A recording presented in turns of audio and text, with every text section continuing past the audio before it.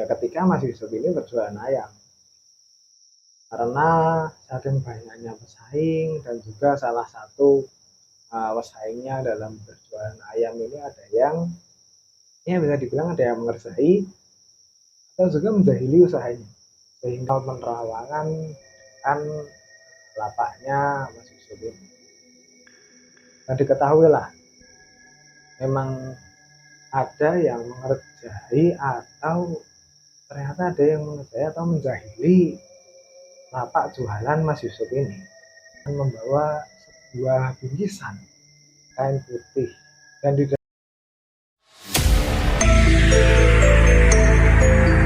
Halo sobat semua, kembali lagi di channel Pos Horor, channel yang membawakan cerita-cerita horor dan cerita-cerita misteri. Untuk kalian yang mungkin kebetulan menemukan channel kami di beranda YouTube kalian dan tertarik dengan cerita-cerita horor atau cerita misteri, kalian bisa subscribe dulu ke channel kami agar mendapatkan update-update terbaru dari kami. Kami tayang setiap hari Selasa dan hari Kamis pukul 7 malam. Nah, di video kali ini saya akan membawakan cerita yang berasal dari salah satu subscriber kami. Saja kali ini namanya Yusuf. Dalam kesehariannya Mas Yusuf ini bekerja sebagai penjual ayam. Mas Yusuf ini akan berbagi ceritanya ketika ia dulu melakukan sebuah pesugihan. Pada saat itu bermula ya ketika Mas Yusuf ini berjualan ayam. Karena saking banyaknya pesaing dan juga salah satu pesaingnya dalam berjualan ayam ini ada yang ya bisa dibilang ada yang mengerjai atau juga menjahili usahanya, sehingga membuat usaha Mas Yusuf ini menjadi sepi, otomatis sepi dan omset terus turun dan hampir bangkrut. Nah, ketika itu sebenarnya Mas Yusuf ini sedikit curiga karena ketika dia di luar tempat lapak dia berjualan, selalu ditanya oleh para pelanggannya, dan para pelanggannya ini menanyai kenapa lapaknya selalu tutup ketika para pelanggannya ini ingin membeli ayam di lapaknya Mas Yusuf. Di situ Mas Yusuf ini heran, padahal jelas-jelas dia ini tidak pernah tutup dan malah hampir buka terus. Bahkan dia menjelaskan kepada pelanggan. Dari itulah Mas Yusuf ini timbul kecurigaan bahwa pasti ada yang menjahili lapak berjualannya Mas Yusuf ini. Di situ pun mulai terbesit sebuah pikiran untuk mencari seorang paranormal. Maka di hari itu juga Mas Yusuf langsung mencari info dari rekan-rekan untuk mencari seorang paranormal. Di situ ada salah satu rekannya, sebut saja namanya Ardi. Ardi ini ternyata mempunyai seorang kenalan paranormal. Di situ pun Mas Yusuf tertarik dengan kenalan paranormal si Ardi ini. Maka mereka pun chattingan dan basa-basi untuk akhirnya menetapkan untuk ketemuan dan untuk mendatangi paranormal tersebut yang kenalan si Ardi tadi. Kemudian singkat cerita tibalah hari waktu mereka ketemu. Mereka ngobrol dan basa-basi menanyakan ya tentang kabar dan lain-lain. Itu pun setelah ngobrol dan basa-basi itu Mas Yusuf langsung mengatakan alasannya ke sana mengenai paranormal kenalannya Ardi ini. Di situ pun menjelaskan bahwa paranormal kenalannya ini juga bisa dikatakan kan dia cukup sakti juga. Dan ternyata paranormal ini pun juga berada di dalam kota di mana Mas Yusuf dan Ardi ini tinggal. Jadi masih satu kota. Nah, kemudian tanpa berlama-lama, Mas Yusuf meminta kepada Ardi untuk mengantarkan ke tempat paranormal tersebut. Berangkatlah mereka berdua menuju lokasi. Kurang lebih sekitar 20 menit mereka akhirnya sampai di tempat paranormal tersebut. Setelah sampai di depan rumah paranormal tersebut, Mas Ardi kemudian mengetuk pintu paranormal tersebut dan mengucap salam seperti biasa. Setelah beberapa saat ada suara yang menjawab dari dalam rumah sambil membuka pintu. Rupanya itu adalah paranormal kenalan Ardi. Sebut saja Pak Bandi. Pak Bandi langsung mempersilahkan mereka berdua masuk ke dalam rumah untuk berjalan.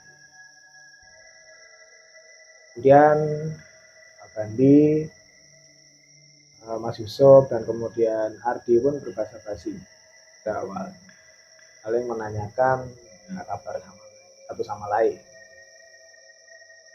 Dan di sini Mas Ardi pun mengungkapkan tujuannya datang ke rumah Pak Bandi. Selain untuk bersilaturahmi, di sini juga Mas Yusuf ini mempunyai sebuah masalah dengan lapak jualannya, yang dimana diketahui lapak jualannya ini katanya seperti ada yang mengerjai. Nah, Pak Bandi pun kemudian seperti melakukan sebuah ritual penerawangan kan lapaknya Mas Yusuf ini. Dan diketahuilah memang ada yang mengerjai atau ternyata ada yang mengerjai atau menjahili lapak jualan Mas Yusuf ini. Ternyata bisa diketahui juga yang menjahili adalah salah satu pedagang juga yang berjualan di area lapak pasar, di mana tempat Mas Yusuf ini juga berjualan. Dan Pak Bandi pun mengatakan, tenang Mas Yusuf, ini bisa dinetralkan dan dikembalikan seperti sedia kala. Nah, kemudian Pak Bandi pun juga langsung berpamitan sebentar masuk ke dalam sebuah ruangan khusus. Di situ Mas Ardi dan Mas Yusuf pun menunggu sekitar setengah jam hingga Pak Bandi pun keluar. Di situ Pak Bandi keluar dengan membawa sebuah bingkisan kain putih, dan di dalam bingkisan itu terdapat garam. Pak Bandi pun memberitahu kepada Mas Yusuf bahwa setelah dari sini, setelah dari rumah Pak Bandi ini harus ditaburkan di sekeliling lapaknya Mas Yusuf. Agar tujuannya adalah agar bangsa gaib yang menjahili Mas Yusuf ini pergi dan tidak bisa menjahili lagi. Dan juga ketika waktu menaburkan garam ini harus dalam keadaan sepi.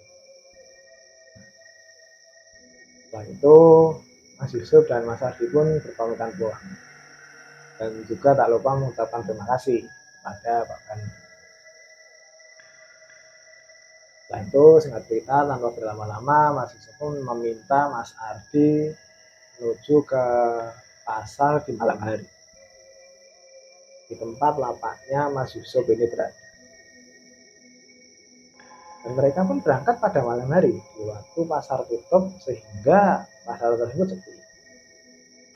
Nah, setelah sampai di pasar dan mereka pun langsung menaburkan barang-barang tersebut.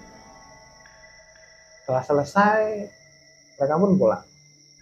Dan Mas Yusuf ini tidak lupa juga mengucapkan terima kasih pada Mas Ardi sudah menemani.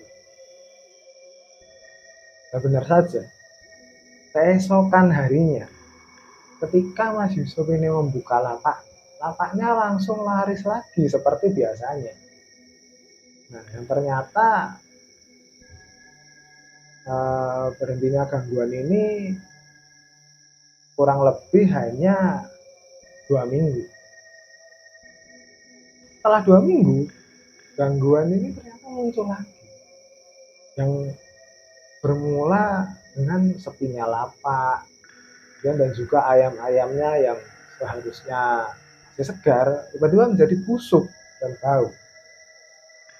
Dan kejadian ini pun terjadi selama berhari-hari. Dari situ pun Mas Yusuf berpikiran curiga, jangan-jangan ini dijahili lagi. Dan karena kejadian itu pun Mas Yusuf menjadi lelah. Mas Yusuf berpikiran untuk mencari buah jalan pintas. Nah juga modal jualannya yang tadi bilang kecil tadi sudah habis, lalu gara-gara ya ayamnya busuk semua. Ya pun kembali, Yusuf ini kembali mengontak Mas Ardi melalui telepon dan menceritakan kejadian yang menerimanya. Kejadian di mana bapaknya ini lagi-lagi dijahili orang, sehingga Mas Yusuf kehabisan modal. Di situ Mas Yusuf pun juga menceritakan bahwa dia ingin melakukan pesugihan. Nah, mendengar hal itu otomatis Mas Ardi pun terus terkejut. Lalu sedikit memberi nasihat kepada Mas Yusuf. Coba kamu pikir-pikir lagi. Pesugihan itu tidak main-main. Dan pasti harus pakai tumbal untuk syarat pesugihannya. Karena Mas Ardi ini juga terus didesak oleh Mas Yusuf, ya Mas Ardi pun kembali menyarankan untuk menemui Pak Bandi lagi. Maka pada sore harinya menjelang pada maghrib, Yusuf ini pun menuju ke tempat Pak Bandi lagi. Sekitar pukul 6:30 malam. Mas Yusuf pun sampai ke tempat Pak Bandi. Setelah mengetuk pintu rumahnya, Pak Bandi keluar. Pak Bandi pun mempersilahkan Mas Yusuf untuk masuk ke rumahnya. Itu pun Mas Yusuf tanpa basa-basi langsung menjelaskan masalahnya. Ternyata bahwa lapaknya ada yang menjahili lagi, sehingga membuatnya bangkrut. Dan langsung Mas Yusuf ini juga menanyakan apakah ada jalan pintas untuk menjadi kaya, yaitu ya salah satunya melalui pesugihan itu. Nah, mendengar hal itu Pak Bandi pun terkekeh dan menjawab, sebenarnya ada Mas Yusuf, tapi ada resikonya. Apakah kamu sudah siap? Mas Yusuf pun menjawab, iya Pak, saya sudah siap menanggung resiko dan syarat-syaratnya. Ini Pak Bandi menjelaskan bahwa ada pesugihan yang cocok sebenarnya dengan Mas Yusuf ini, yaitu pesugihan buto ijo. Dan Pak Bandi pun mengatakan bahwa lokasi ritualnya berada di sebuah hutan yang berada di pinggiran kota. Dan sebelum melakukan ritual itu, Pak Bandi juga meminta sebuah mahar atau bisa dibilang uang untuk membeli sesaji yang dibutuhkan untuk melakukan ritual nanti. Setelah itu pun Pak Bandi menyuruh istrinya untuk membeli syarat-syarat yang nantinya akan digunakan untuk ritual. Nah, setelah semua syarat lengkap terkumpul, Pak Bandi pun mengajak Mas Yusuf ini ke hutan tadi yang dibilang yang berada di pinggiran kota. Untuk menuju ke tempat ritual ini dari rumah Pak Bandi memerlukan waktu kurang lebih 50 menit. Nah, cerita setelah sekian lama perjalanan akhirnya mereka sampai di tempat tersebut. Langsunglah Pak Bandi ini mengajak Mas Yusuf masuk ke hutan dan menyusuri gelapnya hutan saat itu yang hanya dibekali senter. Setelah sekian lama, akhirnya mereka ini sampai di sebuah tempat yang terdapat sebuah batu besar. Di depan batu besar itu pun ternyata ada banyak bekas-bekas sesaji. Yang disinyalir itu adalah tempat untuk menaruh sesaji. Maka Pak Bandi pun menaruh sesaji di situ. Dan di dekat tempat sesaji itu ada sebuah batu kecil yang dimana diperuntukkan untuk tempat duduk bertapa bersila yang dilakukan untuk melakukan pemujaan. Dan Pak Bandi pun menjelaskan tata cara dan bacanya. Di situ Pak Bandi juga merasa ya dia sudah menjelaskan semuanya dan merasa Mas Yusuf ini sudah jelas dengan penjelasannya. Maka Pak Bandi pun meninggalkan Mas Yusuf sendirian dan menunggu di luar depan. Mas Yusuf langsung melakukan ritual ini. Ketika dia melakukan ritual itu pun Mas Yusuf ini sebenarnya merasa takut. Yang awalnya pun juga dia terdapat gangguan-gangguan. Bisa dibilang gangguan itu seperti di sebelahnya ada suara tawa celana yang mengganggu Mas Yusuf. Namun Mas Yusuf ini tetap mengabaikan. Sehingga ya, sosok tersebut menghilang sendiri. Nah, itu pun juga ada beberapa gangguan-gangguan. Namun Mas Yusuf tetap melanjutkan ritual. Nah, ternyata sosok yang dinanti-nanti pun datang. Sosok ini berwujud seperti raksasa besar dengan mata merah dan taring yang menyeringai. Ketika sosok ini muncul, Mas Yusuf ini berpikir dia ini lemas dan badannya itu gemetaran karena saking besarnya suara si raksasa itu. Di tengah ketakutannya ini, sosok tersebut berkata kepada Mas Yusuf, "Jangan takut kepadaku. Ada apa kamu kesini? Kenapa kamu sampai ke tempat ini? Kamu menginginkan apa hingga memanggil-manggil aku terus?" sambil badan Mas Yusuf ini gemetaran. Mas Yusuf ini menjawab, "Gini Mbak, saya ini ingin cepat kaya dan saya ingin melakukan usaha." Itu makhluk itu menjawab, "Apakah kamu sanggup dengan syarat yang nanti saya berikan?" Mas Yusuf ini berkata, "Sanggup, asal saya ini bisa cepat kaya dan sukses." Nah, setelah itu di situ ada sesaji berupa 3 ekor ayam. Makhluk raksasa itu memerintahkan untuk memilih salah satu dari 3 ayam tersebut. Di sini ketika Mas Yusuf ini ingin memilih ayam, tiba-tiba entah mengapa terdapat bayangan orang tuanya. Dengan sedikit takut, Mas Yusuf pun tetap memilih salah satu ayam. Dan makhluk tersebut memerintahkan bahwa Mas Yusuf ini untuk menyembelih ayam yang sudah dipilihnya. Nah, ketika Mas Yusuf ini sedang menyembelih ayam, tiba-tiba Mas Yusuf ini membayangkan berita adiknya. Dan anehnya ketika muncul bayangan tadi, Mas Yusuf langsung memotong kepala ayam tadi hingga putus. Nah, si sosok tadi pun, sosok besar tadi menyuruh Mas Yusuf ini meminum darah dari ayam tadi hingga habis. Maka diminumlah darah ayam tadi sampai habis oleh Mas Yusuf. Dan setelah selesai, Mas Yusuf pun berhasil melewati tahap ritual pesugihan tersebut. Nah, tiba-tiba setelah itu makhluk tersebut pun menghilang. Dan sayup-sayup Mas Yusuf mendengar suara ayam dari kejauhan. Ternyata Pak Bandi ini menghampiri Mas Yusuf. Ternyata juga waktu sudah menunjukkan waktu subuh.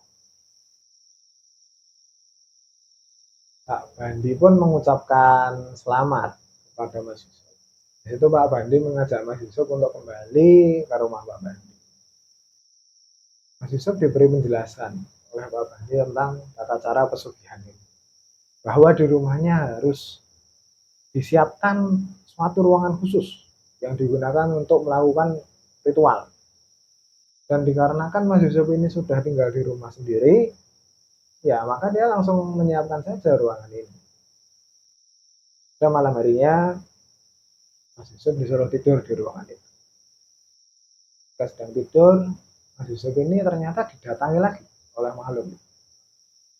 Dan makhluk itu membawa karung besar yang diberikan kepada Mas Yusuf. Nah, setelah mimpi tersebut, Mas Yusuf pun terbangun.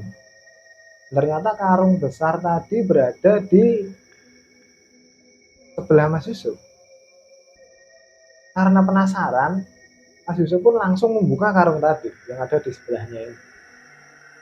Dan betapa terkejutnya setelah dibuka bahwa isi karung tadi adalah uang yang sangat banyak sekali. Ketika sedang menghitung uang tersebut, tiba-tiba perhatian Mas Yusuf pun dialihkan karena di depan rumahnya ada yang mengetuk pintu. Mas Yusuf pun segera membuka pintu dan tidak disangka bahwa yang mengetuk pintunya itu adalah tetangganya yang mengabarkan bahwa adiknya sudah meninggal dunia. Itu Mas Yusuf pun terkejut dan kaget. Lalu dia masuk ke dalam rumahnya untuk mengganti pakaian dan bergegas menuju ke rumah orang tua. Dan benar saja, ketika di rumah orang tuanya sudah banyak orang berkumpul. Dan di tengah ruang tamu ada sosok jenazah yang didekatinya ternyata adalah adiknya sendiri. Di situ Mas Yusuf sangat sedih dan menyesal karena rupanya dia sudah menumbalkan adiknya untuk ritual sugihannya. Dan setelah acara takziah pun selesai, maka Mas Yusuf pun kembali ke kediamannya dan melanjutkan kegiatan seperti biasa. Mas Yusuf ini memutuskan untuk membuka sebuah usaha di suatu ruko. Seiring berjalannya waktu, ternyata tempat usahanya ini cepat sukses dan bahkan mempunyai peternakan ayam sendiri dan bahkan menjadi supplier terbesar di kotanya. Seiring berjalannya waktu, Mas Yusuf ini pun ternyata lupa untuk menyiapkan tumbal. Nah, karena Mas Yusuf ini lupa dan gagal mendapatkan tumbal, yang dijadikan tumbal ternyata ini adalah orang tuanya sendiri. Di situ Mas Yusuf ini menyesal karena orang tuanya menjadi korban tumbalnya. Karena menyesal, Mas Yusuf pun memutuskan untuk menghentikan pesugihannya. Itu Mas Yusuf ini mencari sesosok kiai yang akhirnya Mas Yusuf ini mendapati sebuah informasi bahwa ada seorang kiai yang berada di salah satu pondok pesantren. Itu pun setelah bertemu Mas Yusuf dan menjelaskan apa yang terjadi di hidupnya, ya, dia ingin menghentikan pesugihannya. Di situ sang kiai membimbing Mas Yusuf hingga akhirnya Mas Yusuf pun berhasil berhenti dari pesugihannya dan sampai saat ini katakan bahwa Mas Yusuf ini mengabdi kepada kiai tersebut sampai sekarang. Tadi cerita dari salah satu subscriber kami yang masih bertemakan dengan pesugihan. Dan juga jangan lupa untuk kalian yang mungkin punya cerita yang ingin kami bawakan juga di episode-episode selanjutnya, kalian bisa kirim kepada kami melalui DM Instagram, DM TikTok, dan juga email. Dan tentunya sudah kami taruh di deskripsi. Dan juga untuk kalian yang menyukai video kali ini, kalian bisa like, kalian bisa share juga ke teman kalian yang menyukai cerita-cerita horor dan cerita misteri seperti ini. Dan saya ucapkan terima kasih untuk yang menonton sampai saat ini. Terima kasih dan sampai jumpa.